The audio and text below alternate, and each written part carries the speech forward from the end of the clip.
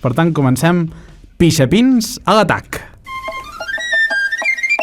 Gireu a la dreta per veure una roca que surt a Instagram. I curiosament el ChatGPT se sap tots els llocs emblemàtics d'aquí, no? I li he dit, ets un presentador de ràdio que has de fer un programa parlant dels pixapins, anant a la comarca d'Osona.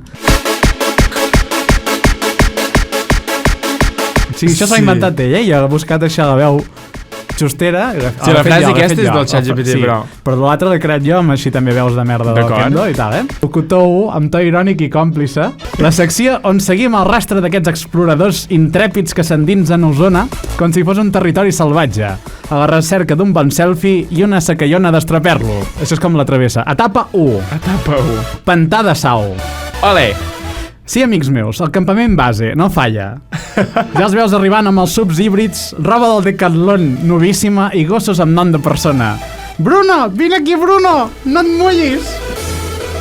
Verge santa. I el clàssic, es pot veure campanar, no? És que vaig veure una foto de TikTok i em feia molt de ilo.